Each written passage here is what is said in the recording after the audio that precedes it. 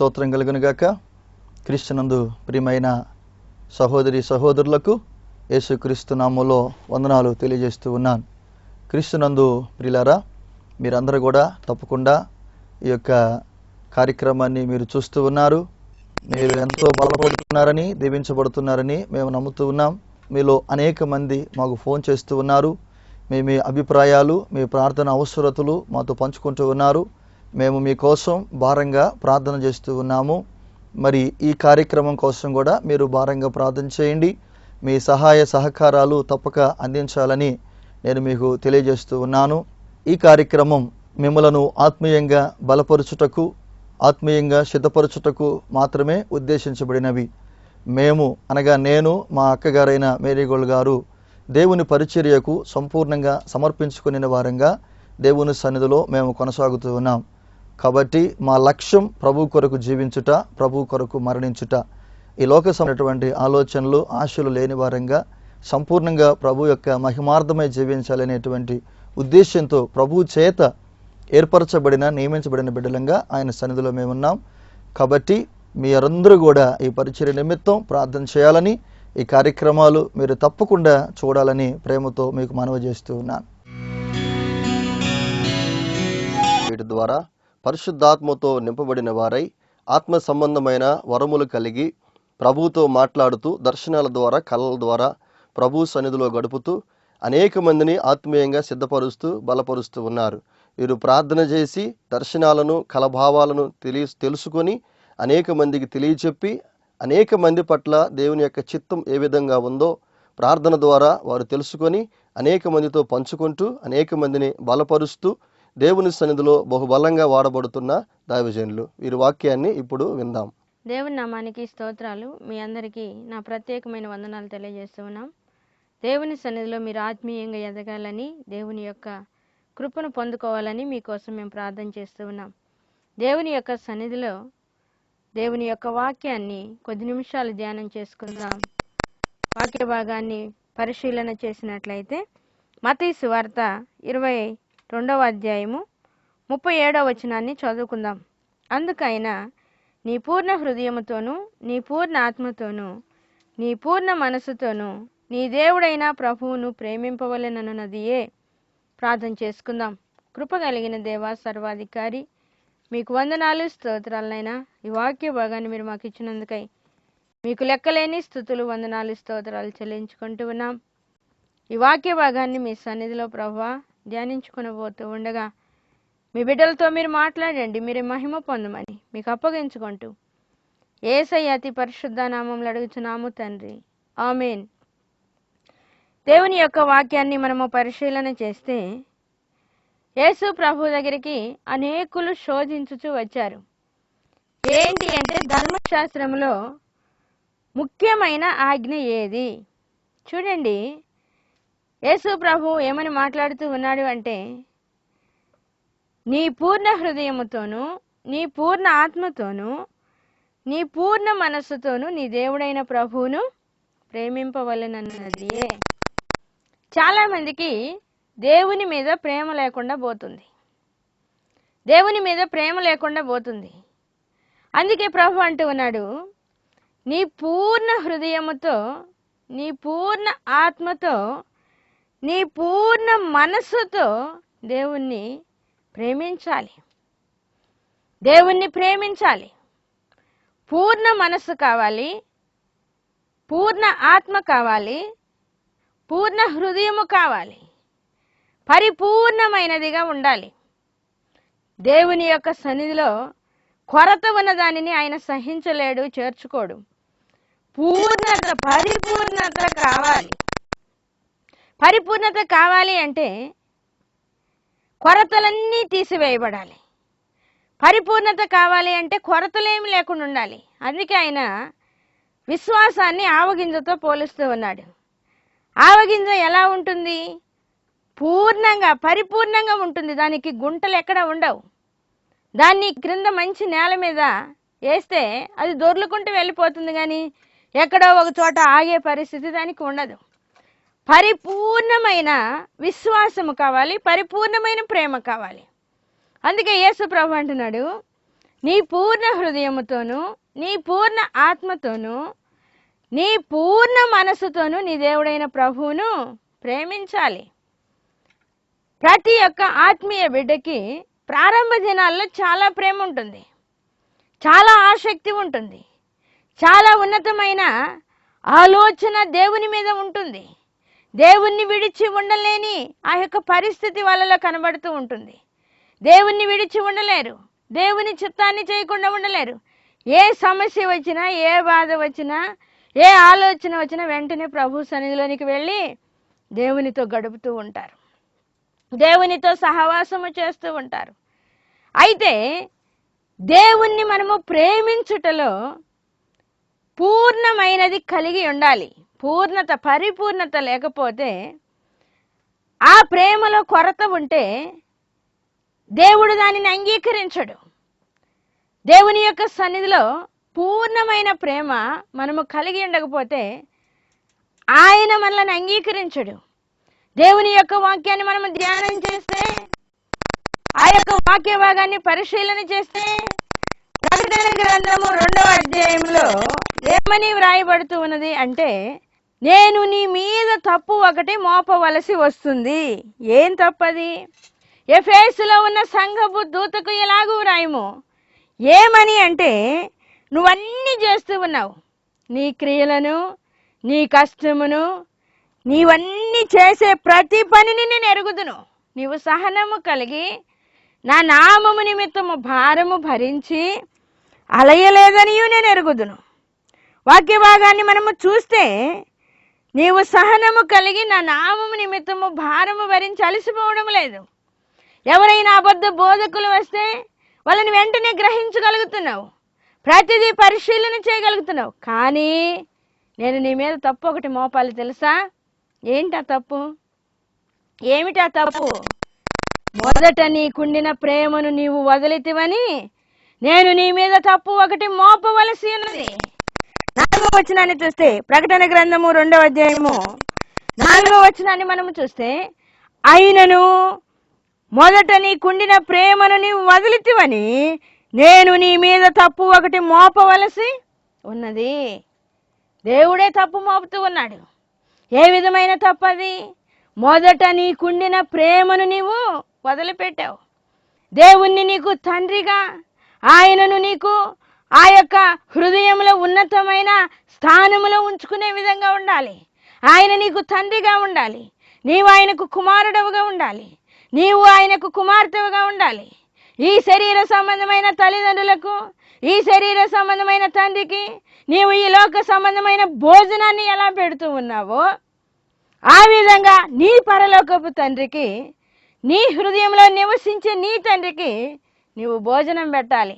ఆయన 2 రోజులు చూస్తాడు, 3 రోజులు చూస్తాడు. నువ్వు పట్టించుకోకపోతే ఆయన వెళ్ళిపోతాడు, నువ్వు పట్టించుకోలేకపోతే ఆయన వెళ్ళిపోతాడు.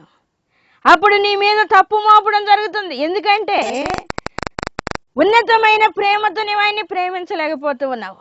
ప్రకటన గ్రంథములు అంటూ ఉన్నాడు, అయినను నేను నీ మీద తప్పు ఒకటి మోపవలసి ఉన్నది. ఏం తప్పు అది? ఏమి తప్పు?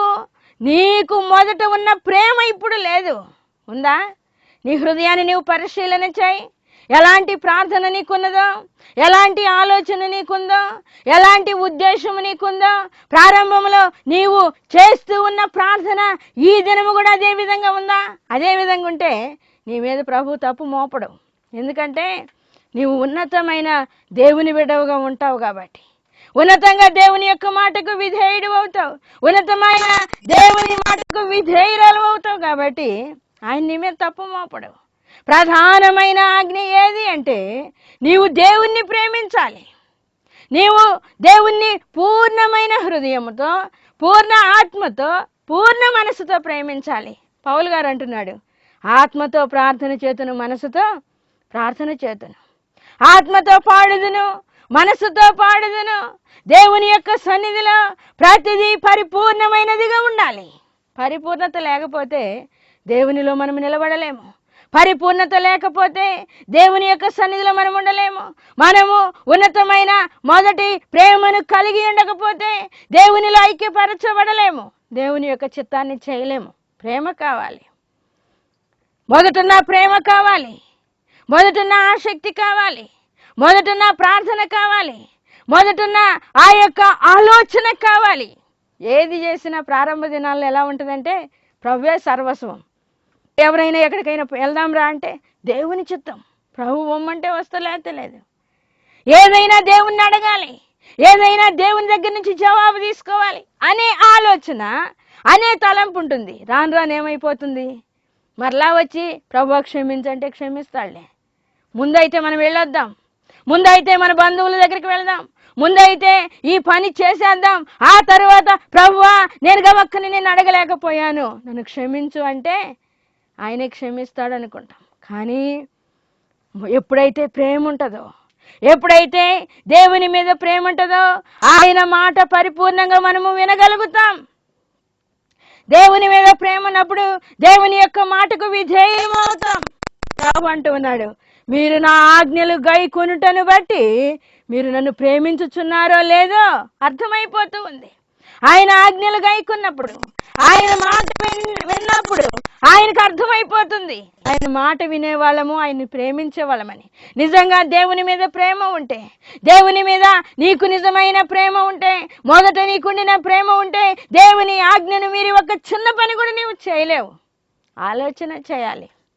దేవుని మీద ప్రేమ లేకపోతే, మొదట నీకుండిన ప్రేమను నీవు వదిలిపెడితే, నీవు ఎన్ని మంచి కార్యాలు చేసినా, ఏ విధమైన కార్యాలు చేసినా దేవుడు దానిని అంగీకరించడు. ఆ విధమైన కార్యాల ద్వారా ఆయనకు సంతోషము కలగదు. ఆయన అంటూ ఉన్నాడు, ఆయన యొక్క కార్యాలన్నీ, ఆయన యొక్క పనులన్నీ మనము కష్టపడి చేసి ఆయన మీద ప్రేమను మనం కోల్పోతే, ఆయన మీద మనము ప్రేమను కోల్పోతే, ఆయన అంటూ ఉన్నాడు, మొదట నీకుండిన ప్రేమను నీవు వదిలిపెట్టావు, మిగిలిన పనులన్నీ చేస్తూ ఉన్నావు. చూడండి 2వ వచనాన్ని చూస్తే, నీ క్రియలను, నీ కష్టమును, నీ సహనమును నేను ఎరుగుదును, నీవు దుష్టులను సహింపలేవనియు, అపోస్తలుల కాకయే తాము అపోస్తలమని చెప్పుకొని వారిని పరీక్షించి వారు అబద్ధికులని నీవు కనుగొంటివనియు, నీవు సహనము కలిగి నా నామము నిమిత్తము భారము భరించి అలయలేదనియు నేను ఎరుగుదును. చూడండి, దేవుని యొక్క సన్నిధిలో మనము ఎలా ఉంటూ ఉన్నాము, దేవుని యొక్క సన్నిధిలో ఏ విధంగా ఉంటూ ఉన్నాము, దేవుని యొక్క పనులన్నీ చేస్తూ ఉన్నాం, ఏ ఏ పనులు చేస్తూ ఉన్నాము, ఏ విధంగా జీవిస్తూ ఉన్నాము, దేవుని పనులన్నీ మనం ఏ విధంగా చేస్తూ ఉన్నామంటే, నీ క్రియలను, నీ కష్టమును, నీ సహనమును నేను ఎరుగుదును, నీవు దుష్టులను సహింపలేవనియు, అపోస్తలులు కాకయే తాము అపోస్తలమని చెప్పుకొని వారిని పరీక్షించి వారు అబద్ధికులని నీవు కనుగొంటివనియు. చూడండి, అన్నీ మనకు అర్థమైపోతాయి, అన్నీ తెలిసిపోతాయి. మీటింగ్స్ అంటే పని చేస్తాం, కష్టపడతాం, కానుకలు ఇస్తాం, ఏ పనైనా చేయడానికి సిద్ధమే, ఏదైనా మనం చేయగలము. మనలాంటి వాళ్ళు చేయగలిగిన వాళ్ళు ఇంకెవరు లేరు. సహనము కలిగి ఓర్చుకొని అన్నిటిలో మనం పాల్గొనగలము. అబద్ధ బోధకులు ఎవరన్నా వచ్చినా వాళ్ళని వెంటనే మనము గ్రహించగలుగుతాం. అయితే సహనము కలిగి దేవుని నామము నిమిత్తము భారము భరించి ఏ మాత్రం అలసిపోము. అయినా మొదటి ప్రేమ లేనే లేదు. ఆ విధమైన పనులు చేస్తే, ఆ విధమైన దేవుని కార్యాలు చేసి దేవుని మీద ప్రేమ లేకుండా పోతే వాళ్ళ గురించి ప్రభు ఏమంటున్నాడో తెలుసా? మీరెవరో నేను అన్నాడు ఎరగను, మీరు ఎవరో నాకు తెలియదు, వాళ్ళ గురించి మాట్లాడుతూ ఉన్నాడు. వాళ్ళు అంటూ ఉన్నారు, నీ నామమున మేము దయ్యములను వెళ్ళగొట్టలేదా?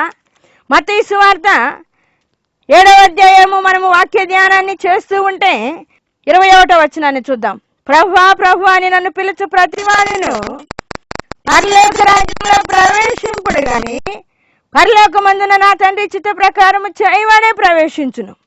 ఆ దినమందు అనేకులు నన్ను చూచి, ప్రభువా ప్రభువా మేము నీ నామమున ప్రవచించలేదా? నీ నామమున దయ్యములను వెళ్ళగొట్టలేదా? నీ నామమున అనేకమైన అద్భుతములు చేయలేదా అని చెప్పుదురు. అప్పుడు నేను మిమ్మును ఎన్నడను ఎరుగను, అక్రమము చేయవర్లారా నా యొద్ద నుండి పొండని వారితో చెప్పుదును. అక్రమము చేయవర్లారా నా యొద్ద నుండి పొండి అని చెప్పుదును. చూడండి, ప్రభువా ప్రభువా నీ నామాన్ని మేము దయ్యములు వెళ్ళగొట్టలేదా? నీ నామమున భారము భరించి అలసిపోకుండా పని చేయలేదా?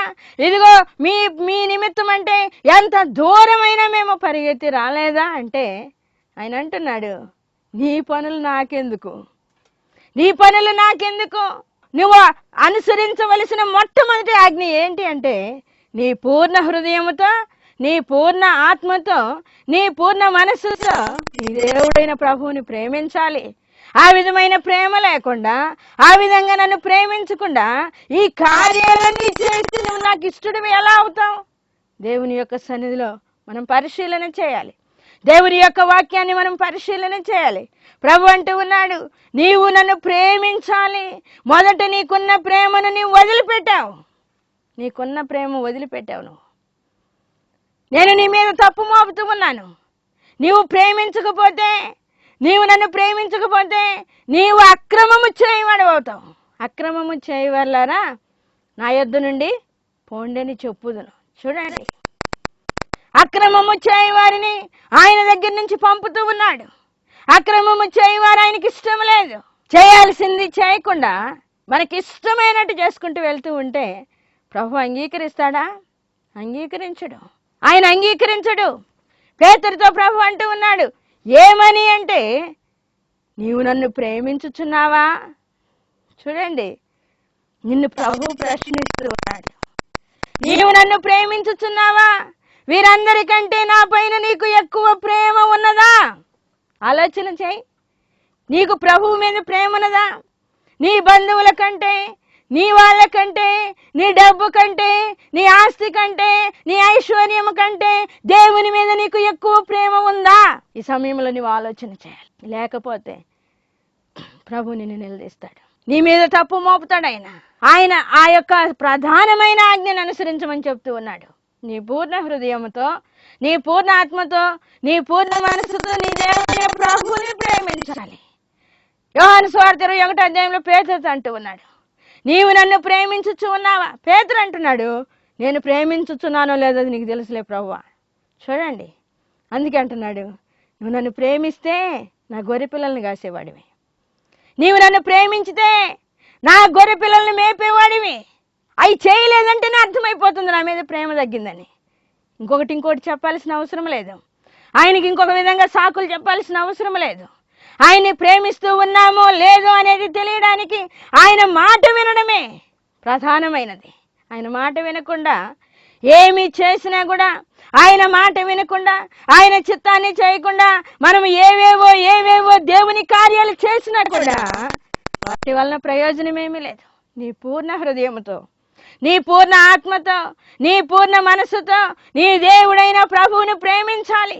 పేతురుని అడుగుతూ ఉన్నాడు, యేసు ప్రభువు చనిపోయి సమాధి నుండి తిరిగి లేచి పరలోకానికి వెళ్ళిపోయిన తర్వాత పేతురు చేపలు పట్టడానికి వెళ్తూ ఉన్నాడు.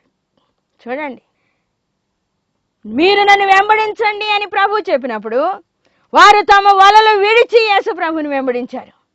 యేసయ్య మీద ప్రేమ తగ్గగానే వలల మీద ప్రేమ వచ్చింది. యేసయ్య మీద ప్రేమ తగ్గిపోయింది, వలల మీద ప్రేమ వచ్చింది. మరలా చేపలు పట్టడానికి వెళ్తూ ఉన్నారు. పేతురే మొట్టమొదటి అడుగుతూ ఉన్నాడు, నేను చేపలు పట్టడానికి వెళ్తున్నాను, మీరు వస్తారా? బయలుదేరిపోతూ ఉన్నారు. అందరు చేపలు పట్టడానికి వెళ్ళారు. చేపలు పట్టడానికి వెళ్ళినప్పుడు వాళ్ళకి ఒక్క చేప కూడా పడనివ్వడం లేదు ప్రభు. చూడండి, ప్రభువుని ప్రేమించకుండా నీ స్వంత ఆలోచనతో ఏ పని చేసినా ఆ పనిలో నీవు విజయాన్ని పొందలేవు. ఆయన్ని ప్రేమించు, నీ పనులన్నిటిలో విజయం వస్తుంది. ఆయన్ని ప్రేమించు, ఆయన రాజ్యమును నీతిని మొదట వెతుకు, ఆ తర్వాత నీ పనులన్నీ సఫలమైపోతూ ఉంటాయి. ఆయన్ని ప్రేమించు, ఆ తర్వాత నీవు ఏది చేసినా ఆయన నీకు అన్నిటిలో ఆశీర్వాదాన్ని ఇస్తాడు. లేకపోతే ఆశీర్వాదం రాదు. మొదట నీకుండిన ప్రేమను నీవు వదిలిపెడితే. పేతురుని అడుగుతూ ఉన్నాడు. పేతురుని 3 సార్లు అడిగాడు, నీవు నన్ను ప్రేమించుచున్నావా? నీవు నన్ను ప్రేమించుచు ఉన్నావా? నీవు నన్ను ప్రేమించుచు ఉన్నావా? నిన్నెన్నిసార్లు అడిగాడు ప్రభు? ఆలోచన చేయి. నిన్నెన్నిసార్లు అడుగుతూ ఉన్నాడు? రోజుకు ఎన్నిసార్లు నీవు ఆయన్ని ప్రేమించకపోవడం చూచి నీ మీద తప్పు మోపుతూ ఉన్నాడు? నువ్వు పరిశీలన చేయాలి. దేవుని యొక్క ప్రియ బిడ్డలారా, దేవుని యొక్క ఉద్దేశము నెరవేర్చాలి. ఆయన అంటూ ఉన్నాడు, ప్రధానమైన ఆజ్ఞ, నీవు అనుసరించవలసిన ఆజ్ఞ ఏది అంటే నీ పూర్ణ హృదయముతో, నీ పూర్ణ మనస్సుతో, నీ పూర్ణ ఆత్మతో నీ దేవుడైన ప్రభువుని ప్రేమించాలి. మొదట ఉన్న ప్రేమ అంతము వరకు ఉండాలి. మారు మనసు పొందిన ప్రేమ, మారు మనసు పొందినప్పుడు నీవు పొందుకున్న దేవుని ప్రేమ నువ్వు దేవుని రాజ్యంలోనికి వెళ్ళేంత వరకు ఉండాలి. నువ్వు మరణించే వరకు ఉండాలి. ప్రభు వచ్చే వరకు ఉండాలి. ఏ సమయంలోనైనా ఆయన్ని ప్రేమించగలగాలి. నిర్లక్ష్య స్వభావం మనలోనికి రాకూడదు. ఆయన్ని ప్రేమించాము అనేదానికి గుర్తు ఏంటంటే ఆయన ఆజ్ఞలను అనుసరించడమే, ఆయన కట్టడలు అనుసరించడమే. దేవుని యొక్క చిత్తాన్ని సంపూర్ణంగా చేసే బిడ్డగా నీవు ఉన్నప్పుడు, ఆయన ఆజ్ఞలను అనుసరించి నడిచినప్పుడు ప్రభు నీకు అత్యధికమైన కృప చూపుతాడు. ఆయన్ని ఆశీర్వదిస్తాడు, దీవిస్తాడు. ఆయన్ని ఉన్నతంగా నీవు ప్రేమించినప్పుడు నీ మీద నుంచి ఆయన కనుదృష్టి త్రిప్పుకోడు పక్కకి. కాబట్టి దేవుని యొక్క ఉన్నతమైన అనుభవంలో నీవు ఉండడానికి, ఆయన యొక్క ఉద్దేశము నీవు సంపూర్ణంగా నెరవేర్చడానికి నువ్వు ప్రార్థన చేయాలి. ఆయన సన్నిధిలో ప్రార్థన చేయాలి. నీ మీద తప్పు మోపకుండా చూసుకోవాలి. ప్రతిరోజు పూర్ణమైన ప్రేమ ఉన్నదా లేదనేది దేవుని సన్నిధిలో పరిశీలన చేయాలి. నేను ప్రార్థన చేసేటప్పుడు ప్రభువుని అడిగాను, ప్రభువా, ఈ మొదటి ప్రేమ, ఈ మొదటి ఆత్మ, ఈ రెంటిని నేను చివరి వరకు పోగొట్టుకోకూడదు. ఆ విధంగా ఉంచుకోవడానికి నాకు సహాయం చేయి. నన్ను ఆత్మతో నింపు. నీ బిడ్డగా, నీ సాక్షిగా, నీ చిత్తము నెరవేర్చే యోధురాలుగా నన్ను చేయని దేవుని సన్నిధిలో ప్రతిదినము ప్రార్థన చేస్తూ ఉన్నాను. ప్రభు ఆ విధమైన కృప చూపుతూ ఉన్నాడు. దేవుని యొక్క బిడ్డలారా, నీ పూర్ణ హృదయంతో దేవుణ్ణి ప్రేమించలేకపోతే, నీ పూర్ణ ఆత్మతో దేవుణ్ణి ప్రేమించలేకపోతే, నీ పూర్ణ మనసుతో దేవుణ్ణి ప్రేమించలేకపోతే నువ్వేం చేయగలుగుతావు? నీ మీద తప్పు మోపబడిన తర్వాత నువ్వేం చేస్తావు? అక్రమము చేయి వెళ్ళారా నా యుద్ధ నుండి పోండి అన్న తర్వాత నువ్వేం చేయగలుగుతావు? అవన్నీ రాకూడదు. పరిశీలన చేయి. ఆయన ఒక అవకాశాన్ని ఇస్తూ ఉన్నాడు. ఆయన ఏ అవకాశాన్ని ఇస్తూ ఉన్నాడు? వాక్య భాగాన్ని పరిశీలన చేస్తే ప్రకటన గ్రంథము 2వ అధ్యాయము 5వ వచనంలో మనం చూస్తే, నీవు ఏ స్థితిలో నుండి పడితివో అది జ్ఞాపకము చేసుకొని మారు మనస్సు పొంది ఆ మొదటి క్రియలను చేయము. అట్లు చేసి నీవు మారు మనస్సు పొందితేనే సరి, లేని ఎడల నేను నీ యొద్దకు వచ్చి నీ దీపస్తంభమును దాని చోటు నుండి తీసివేతును. ఆయన నీకు ఒక అవకాశం ఇచ్చాడు. ఆయన నీకు ఒక అవకాశం ఇస్తూ ఉన్నాడు. ఏమని అంటే, ఇదిగో నీవు ఏ స్థితిలో ప్రేమను కోల్పోయావో, ఏ స్థితిలో పడిపోయావో దాన్ని జ్ఞాపకం చేసుకో. ఏ స్థితిలో నుండి పడితివో అది జ్ఞాపకం చేసుకొని మరలా మారు మనసు పొంది ఆ మొదటి క్రియలు చేయాలి. మొదటి క్రియలు చేయాలి. నీ పూర్ణ హృదయముతో, నీ పూర్ణ ఆత్మతో, నీ పూర్ణ మనసుతో నీ దేవుడైన ప్రభువుని ప్రేమించాలి. ఆ మొదటి క్రియలు చేయాలి. ఆ విధంగా చేసి నువ్వు సరి చేసుకుంటే ఆయన ఈ దినమైన నీ కృప చూపుతాడు. ఆ విధమైన కృప చూపడానికి ఆయన సిద్ధంగా ఉన్నాడు. నీవు ఆ విధంగా దేవుని చేత కృప పొందడానికి, మొదటి ప్రేమను సంపాదించడానికి, దేవుని ఉద్దేశము నెరవేర్చడానికి తీర్మానం చేసుకో. ప్రార్థన చేయి. ఆ విధంగా ప్రభువుని ప్రేమించే మనసు ఆయన నీకు దయచేస్తాడు. ప్రార్థన చేసుకుందాం.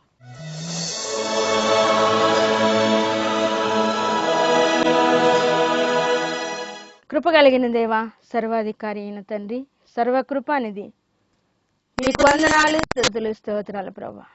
ఈ సమయంలో మీరు ఇచ్చిన వర్తమానాన్ని బట్టి వందనాలు చెల్లిస్తున్నాం.